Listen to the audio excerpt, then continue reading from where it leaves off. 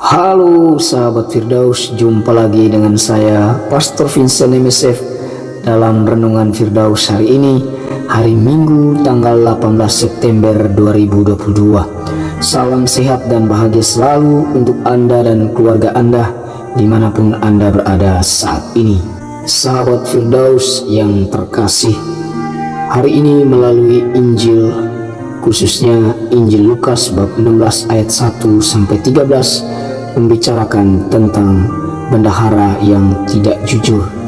Apa yang kita pelajari dari contoh yang dibuat oleh Yesus untuk para murid dan juga untuk saya dan Anda? Kita diajak untuk mengagungkan Tuhan, bukan materi, bukan benda, bukan harta, kuasa, jabatan, atau juga uang dan sebagainya. Pertanyaannya adalah, apakah perumpamaan ini mau menunjukkan boleh menghalalkan ketidakjujuran? Apakah hasil ketidakjujuran boleh digunakan untuk mengikat persahabatan? Ada beberapa hal penting yang membingungkan dalam perumpamaan ini. Yang pertama adalah bagaimana pujian Tuhan kepada bendaharanya yang tidak jujur dalam ayat 8. Dan yang lainnya adalah bagaimana nasihat Tuhan Yesus untuk mengikat persahabatan dengan menggunakan mamon yang tidak jujur. Sahabat Firdaus yang dikasihi dan yang saling mengasihi dalam Tuhan, tentu apa yang dilakukan oleh bendahara yang tidak jujur dalam kacamata kita itu bertentangan dengan nilai moral dan kejujuran. Apakah pengurangan hutang dilakukan oleh si bendahara itu merugikan tuannya? Maka ada kemungkinan si bendahara disebut tidak jujur karena meminjamkan uang tuannya dengan bunga yang menguntungkannya. Dengan kata lain, bendahara mengorbankan bunga tidak jujur yang ia terapkan sendiri di luar pengetahuan tuannya.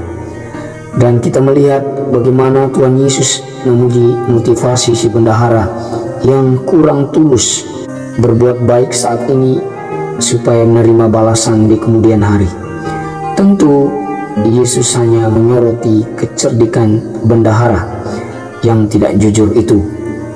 Inti perumpamaan ini adalah bagaimana kita memahami perkataan Yesus tentang masa depan, tentang hidup kekal. Jika mamon itu tidak dapat menolong lagi, kamu diterima di dalam kemah abadi. Yesus mau mengatakan agar kita menggunakan uang dengan cerdik atau dengan bijaksana, yaitu menghasilkan yang dampaknya untuk kehidupan kekal. Kita menggunakan apa yang kita miliki yang bernilai untuk hidup kekal. Uang tentu sifatnya sementara, tetapi bisa dampaknya juga digunakan untuk kehidupan kekal. Uang tentu tidak bisa diandalkan selamanya, tetapi bisa jadi dampaknya untuk selamanya. Hal yang dikatakan oleh Yesus dalam perumpamaan bendahara yang tidak jujur, tentu konteksnya adalah Yesus mau membandingkan antara perkara kecil dan perkara yang besar. Dalam ayat 10 di sana dikatakan, barang siapa setia dalam perkara-perkara kecil, ia setia juga dalam perkara-perkara besar. Dan barang siapa tidak benar dalam perkara-perkara kecil, ia tidak benar juga dalam perkara-perkara besar. Tentu uang adalah perkara yang kecil dan hidup kekal adalah perkara yang besar. Uang bukan harta yang penting. Harta yang sesungguhnya bersifat rohani adalah hidup kekal. Segalanya butuh uang, tetapi uang bukanlah segalanya. Sahabat Firdaus yang terkasih, mari kita melihat kenyataan di dunia ini. Ada begitu banyak orang dikuasai atau dikendalikan oleh uang atau kekayaan. Marilah kita menyadari bahwa mamon atau uang itu adalah benda mati. Dan jangan sampai kita manusia yang beriman, manusia yang hidup dikuasai oleh benda mati. Mari kita menggunakan hal-hal duniawi yang kita miliki untuk menolong orang lain, membantu sesama yang membutuhkan. Dan kita harus menyadari bahwa hidup manusia di dunia ini pada dasarnya adalah sangat singkat. Dan sebagaimana kita yang beriman pada diri Yesus Kristus, kita percaya bahwa Tuhan menyediakan kehidupan yang kekal bagi kita. Dan hidup kekal atau kehidupan abadilah tujuan akhir kehidupan kita, bukan di dunia ini.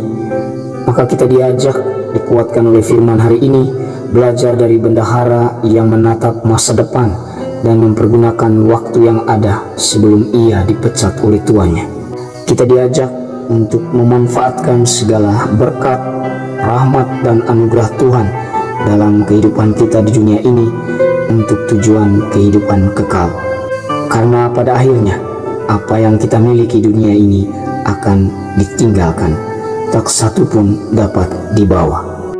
Mari kita setia untuk melakukan perkara-perkara kecil dan juga setia dalam perkara-perkara besar. Di dalam keluarga, Tuhan sudah mempercayakan suami dan istri untuk bertanggung jawab terhadap keluarga, terhadap anak-anak, atau apapun profesi kita masing-masing. Kita sudah dipercayakan Tuhan perkara-perkara kecil itu.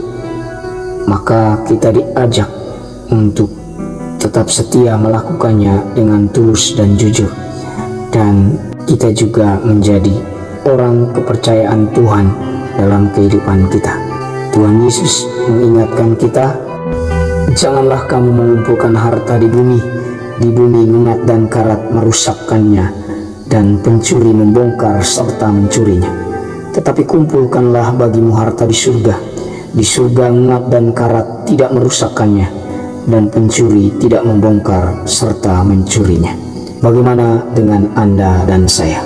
Rahmat Tuhan membantu kita. Amin.